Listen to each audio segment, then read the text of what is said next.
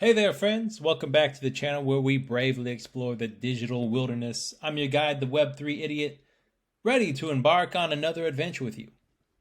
Okay, let's have a show of hands. Who's been hearing about sorting algorithms and feeling like it's some cryptic language from another planet?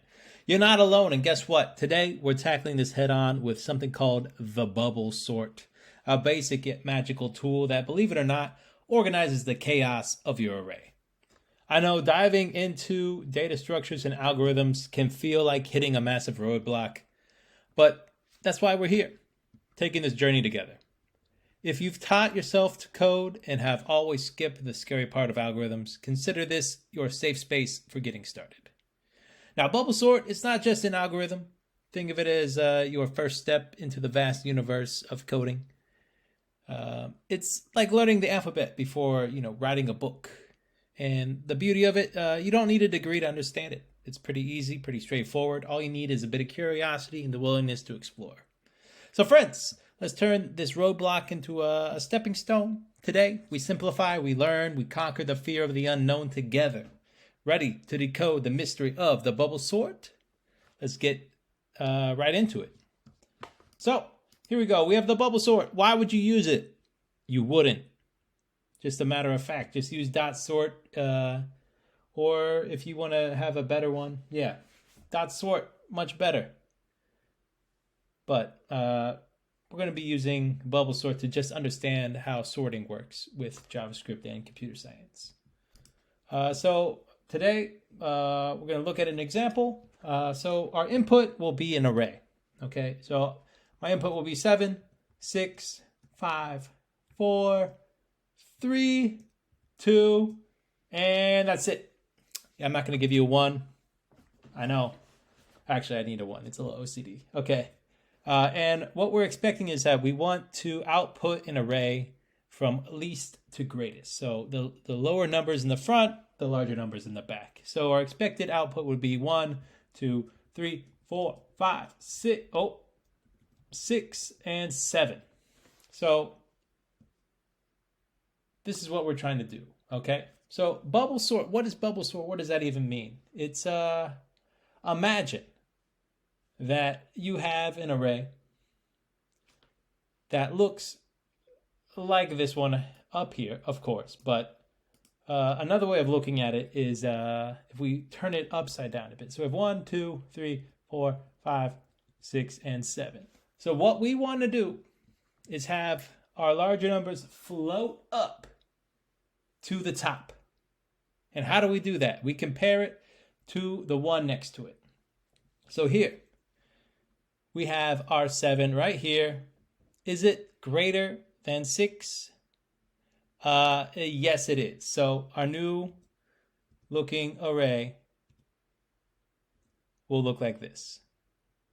Next, we compare 7 to 5 because we're now comparing it to the next part. Is it moves its way up, as it floats its way up. And guess what? 7 is, in fact, greater than 5. So 5 will be here, and 7 will now float up here. Next, we compared the 4. Same thing. So 7 is now here, 4 is here. We compare 7 to 3. 7 moves up, 3 moves down. 7 to 2. 7 comes here. 2 floats down, and then 7 floats all the way to the top, and 1 drops down. We do the same thing over here, and we have 6. We compare it to 5. 6 floats up, 5 takes its place. 6 is here. 6 now is compared to 4, so 6 will move up, 4 moves down. Next up, 6 moves up, 3 moves down. 6 compared to 2, it moves up, 2 moves down. 6 compared to 1, 6 moves up or floats up, and 1 sinks down. And then we have 6 compared to 7. Guess what? 7 is still higher, so we keep 7 there. Next, we do the same thing with 5. So here we have 5 compared to 4. 5 floats up here. Next, we have 5 compared to 3. Again, 5 floats up, 3 sinks down. Next we have 5 and 2. 5 floats up, 2 sinks down, 5 compared to 1, 5 floats up, 1 sinks down, and 5 is less than 6, less than 7. Same thing over here. We have 4 compared to 3, 3 sinks, 4 floats. Next up, we have 4 floats and 2 sinks. Next up, we have 4 floats and 1 sinks. And then boom, we have 5, 6, and 7. Don't worry, we're almost done. Next up, we have 3 floats up compared to 2, so 2 sinks, 3 floats. Compared to 1, 3 floats, 1 sinks. And then 4, 5, 6, 7. And then our next one, we have 2 compared to 1. Guess what? 1 sinks, 2 floats, like a bubble. And then we have 3, 4, 5, 6, 7. And that is how we end up with a completely sorted array. So basically, what we're doing over here with this group of numbers is what we will be doing to this array in order to output this array of 1, 2, 3, 4, 5, 6, 7. All right, so the pros of using the bubble sort, it is very easy. It makes pretty good, makes a lot of sense, very easy to understand. The cons, it's terrible for time complexity. You won't have to worry about this unless you're dealing with very large data sets, but because we're dealing with large data sets, you don't want to use it. You want to use a different type of sorting method that we'll talk about later on. So let's go ahead. Let's talk about the pseudocode. Let's type it out. All right. So first, we will want to initialize the function, which we will call bubble sort. And inside of that, we will pass it an array. So what do we want to do? So for this array, we know that we want to iterate over it the number of times that an element appears, because we do not know if the lowest element is at the very back and has to travel down every single iteration at least one time. So we know that we need to go over it every single time. So what we want to do is we will have a simple loop that will loop n times with n equaling the elements in the array. All right. Next, inside this loop. So here we go. This one here, this first line here, represents a loop. A loop, a loop, a loop, a loop, a loop, a loop. Hold on a second. That makes me think.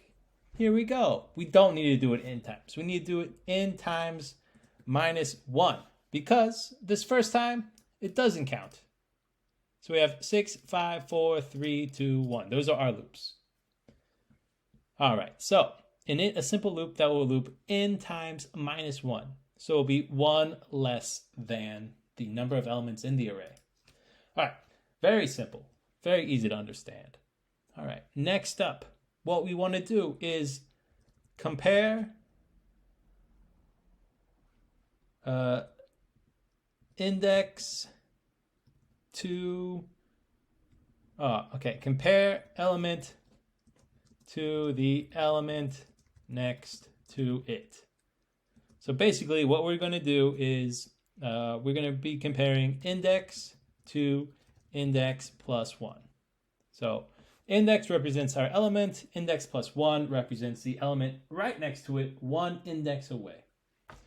And then here we go. We're going to have an if statement here. So if index element at index is greater than element at index plus 1. So, for example, we will be comparing 7 and 6. So 7 is index, 6 is index plus 1.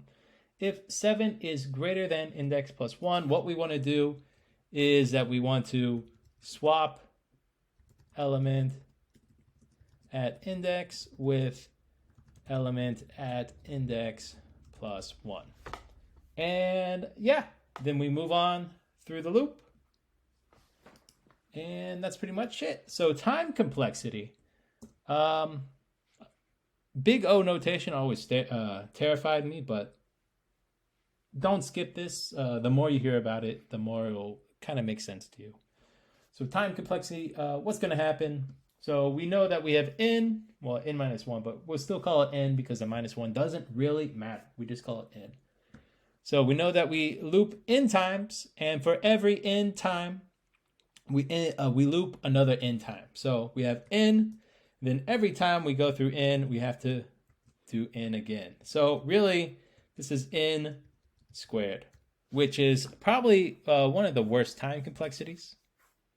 So that's about it. And then space complexity, this is how much data beyond what we're already given that this will take up. And we are not creating a new array. We're not outputting information.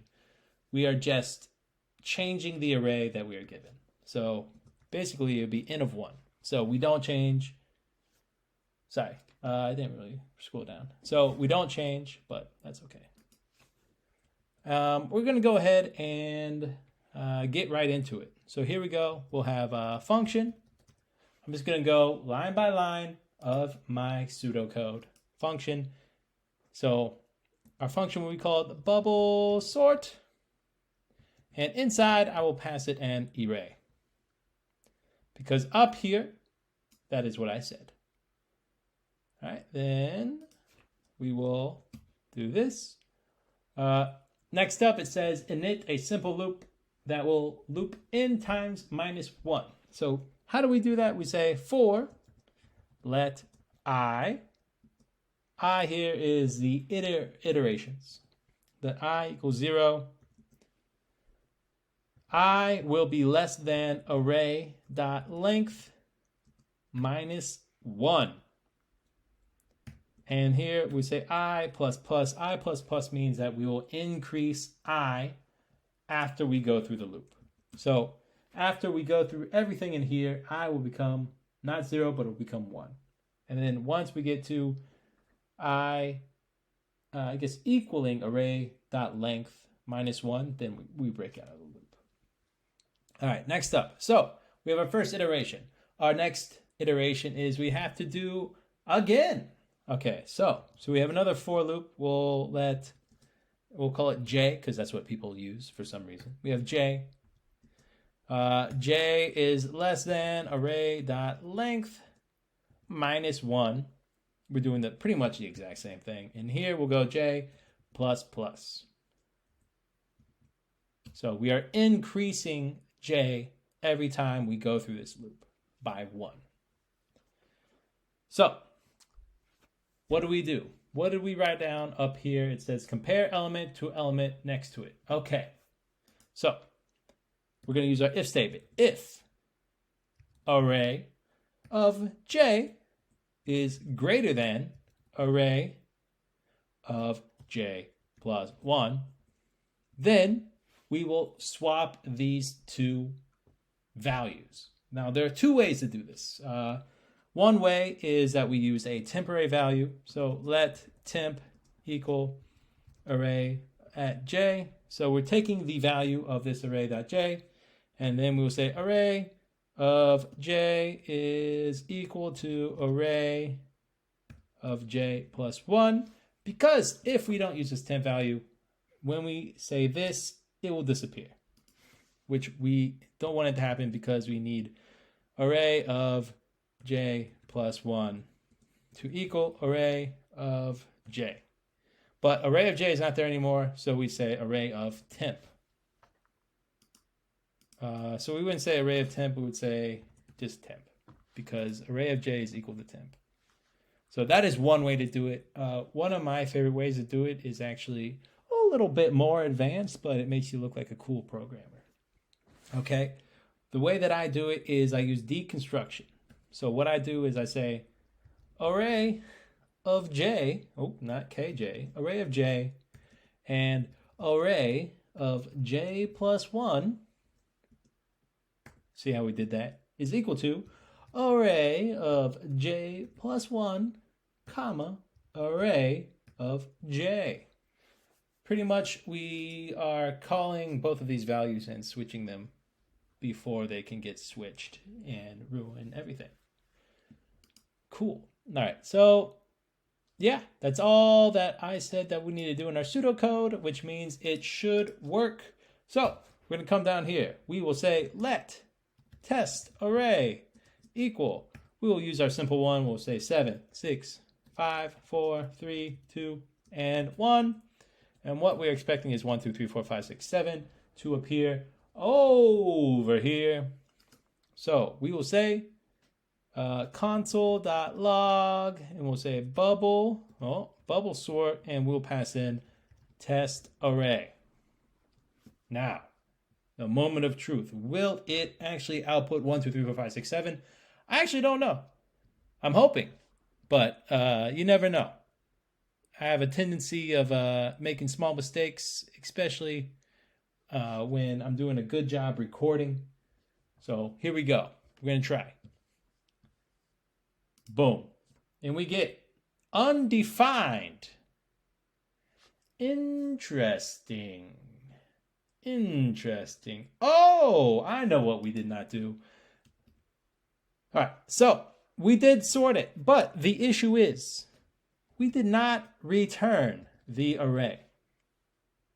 Oh, you can't console log something that you don't return. Let's try it one more time. And we got 1, 2, 3, 4, 5, 6, 7. Boom. That's what I'm talking about, baby. Yeah. All right. Let's test it again. But this time, let's do 0, 0, 0, and 1, and minus 100. So what we're expecting is minus 100, 0, 0, 0, and then 1. Let's run it and see if that works. Very good. We have minus 100, 0, 0, 0, and then 1. And what other edge cases can we do? Let's just put in 1. Hopefully we just get back a 1. And yeah, we got a 1. You can't see it. It's off the screen. That's part of life. All right, yeah. So that is basically what bubble sort is. Just try and use what I talked to you about up here. So we have, remember, 7 floats up, then 6 floats up, then 5 floats up. Everything else sinks down as the numbers float up. Now, make sure that you keep practicing at home. Do some problems, do some easy leak codes, do whatever you want. Just make sure that you practice, and eventually you will understand everything. So anyways, thank you so much for taking the time to watch my video, and I hope you have a great day, great evening, great morning, whatever you want to do. Anyways, catch you guys.